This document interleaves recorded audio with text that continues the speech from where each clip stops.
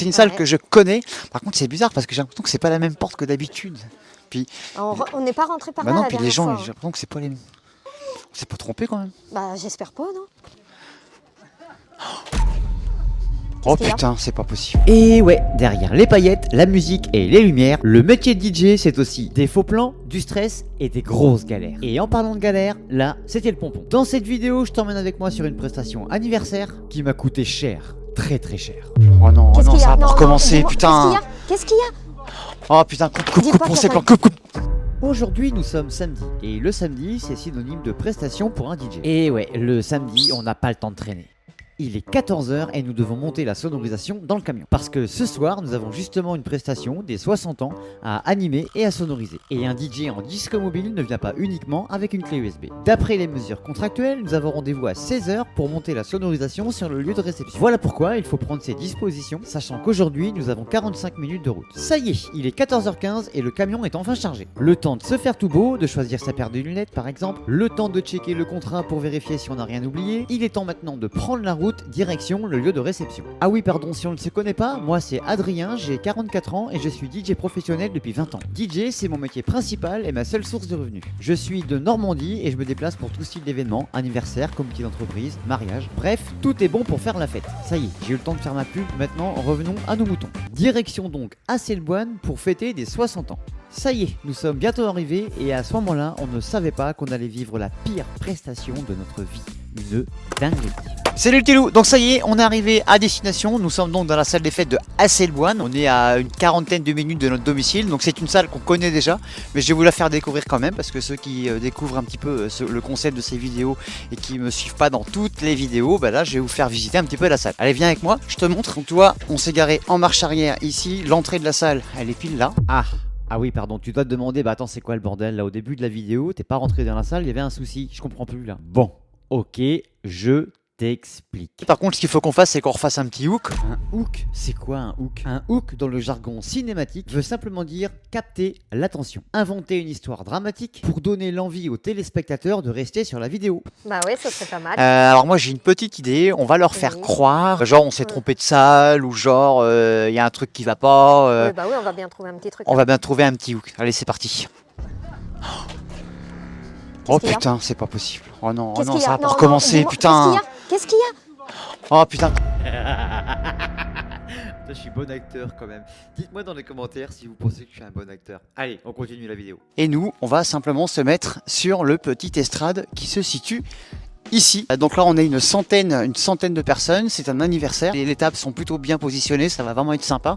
Ce qui est bien dans cette salle-là aussi, c'est qu'on a aussi plein de prises sur les murs. Donc pour l'éclairage et pour mettre nos parts, c'est parfait. Bref, nous, on va décharger le camion et je te dis à tout à l'heure. Je te remercie encore chaleureusement d'être resté sur la vidéo. Désolé pour la petite blague, mais t'inquiète pas, tu verras, la prestation c'était une dinguerie, tu vas kiffer. Les gars, ça y est, le camion est déchargé. Donc, tout est mis à disposition pour pouvoir monter la sono, hein, tu vois. Donc c'est nickel. Tous les flights sont là. Nickel. Bon, ma chérie, ça va bien? Oui, Nickel. il y a eu un coup de chaud à Il y décharger. a un petit coup de chaud à décharger, mais ça s'est bien passé? Oui. Bon, Oui. et ben c'est parti. Il n'y a plus qu'à. Et là, on en a pour 2 heures. un bon 2 heures Oui. de boulot.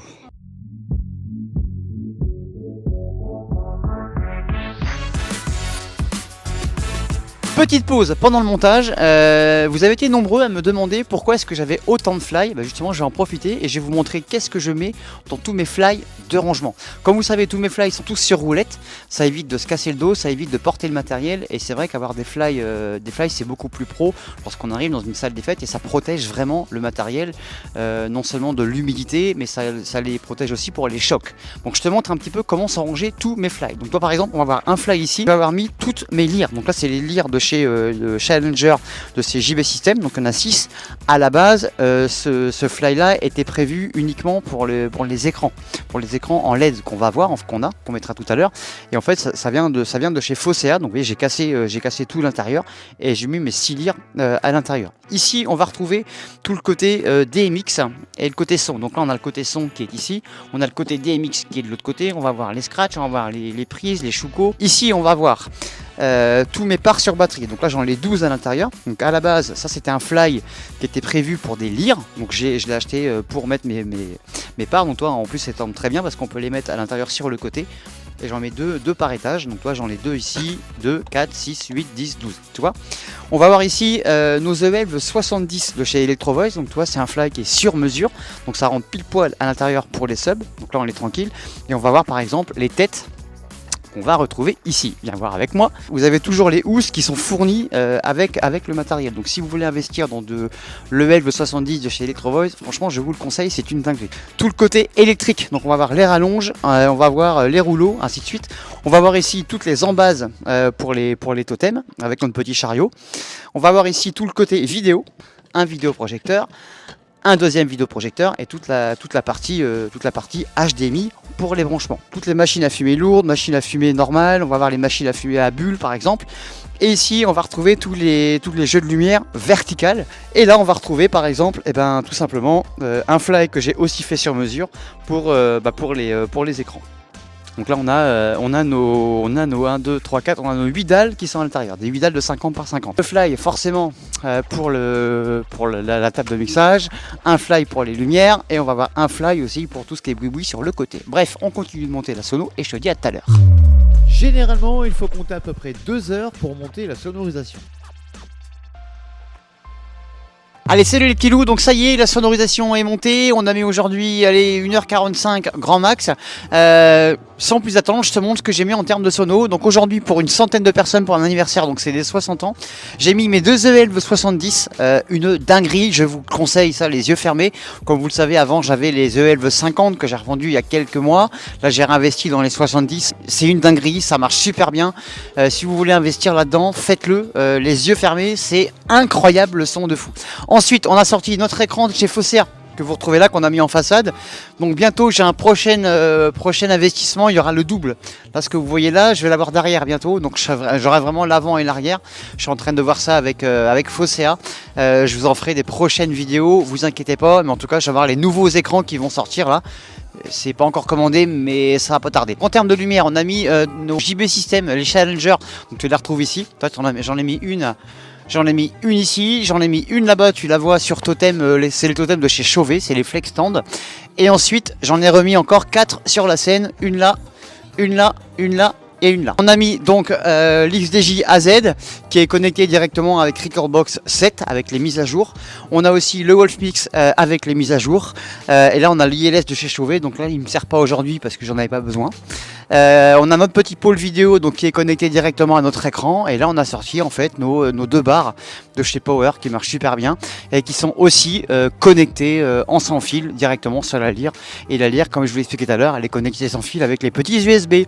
Voilà en gros, et on a éclairé toute la salle avec nos parts sur batterie. Donc tu vois bien la salle comment qu'elle est belle, c'est magnifique. Je te dis à tout à l'heure, comme d'habitude je te partage tout et je te fais des bisous.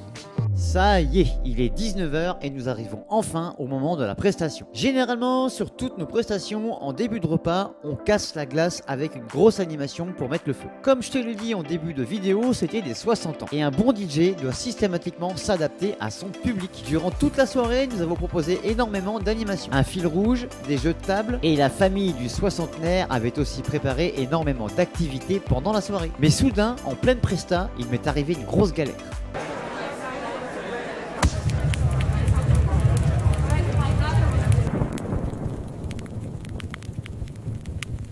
Et bah ouais, j'ai mis le feu aux platines, un truc de fou.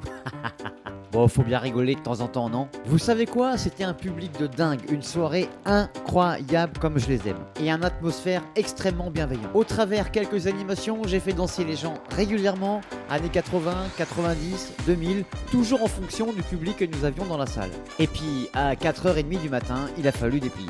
Parce que oui, le métier de DJ, c'est aussi ça, énormément de manutention. On monte le matériel, on démonte le matériel, on charge, on décharge, on doit rassurer le client, on doit aussi animer, passer de la musique, bref, on doit être des vrais couteaux suisses. Bref, il faut compter à peu près 1 heure pour le démontage de la sonorisation.